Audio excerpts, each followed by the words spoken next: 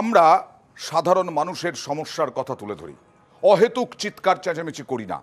আমরাই খবর করেছিলাম পোলবার গ্রামে জল নেই, কল আছে, আর নিউজ 18 বাংলার খবরের পর জল এলো, তাতেই আনন্দে আত্মহারা বলা যায় মানুষ।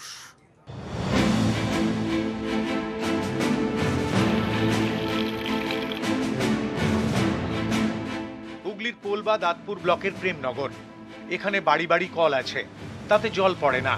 এ নিয়ে দুর্ভোগের এক শেষ। এই খবর দেখায় নিউজ 18 বাংলা, তারপরেই তৎপরতা।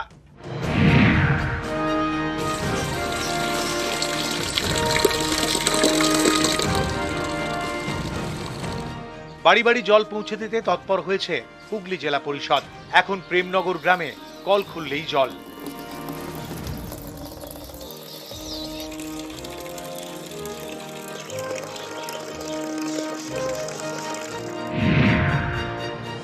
প্রেমনগর গ্রামবাসীর লোকরা সবাই আনন্দ পাচ্ছে জল পেয়ে।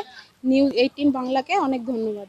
আগে 5 বছর আগে থাকতে পাইপ লাইন দিয়েছিল, জল ছিল না কলে, এখন তবু জল পাচ্ছি 5 বছর বাদে। হ্যাঁ, ধন্যবাদ জানাই চ্যানেলকে, আমরা জল পাচ্ছি। আমরা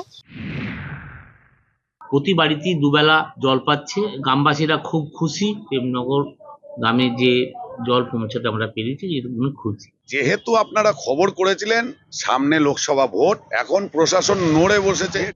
হারিড গ্রাম পঞ্চায়েত এলাকার প্রেমনগর গ্রাম 2019 থেকে 2021 এই সময়ের মধ্যে সজলধারা প্রকল্পে বাড়ি বাড়ি বসে কল। এতে জলের সমস্যা মেটেনি, কারণ জলের কানেকশন হারিড গ্রাম পঞ্চায়েত দেয়নি, দেয় পাশের আমনান গ্রাম পঞ্চায়েত। তখন সেখানকার তৃণমূলের পঞ্চায়েতের উপপ্রধান ছিলেন নির্মল ঘোড়া, এখন তিনি প্রধান। অভিযোগ, জলের জন্য প্রত্যেক পরিবার থেকে টাকা নেওয়া হয়, একেবারে বিল ছাপিয়ে, প্রতি পরিবার থেকে 3000 টাকা।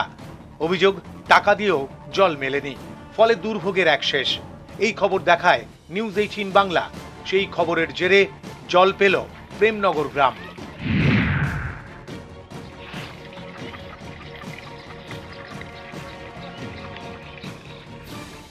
হুগলি থেকে রানা কর্মকার, নিউজ 18 বাংলা।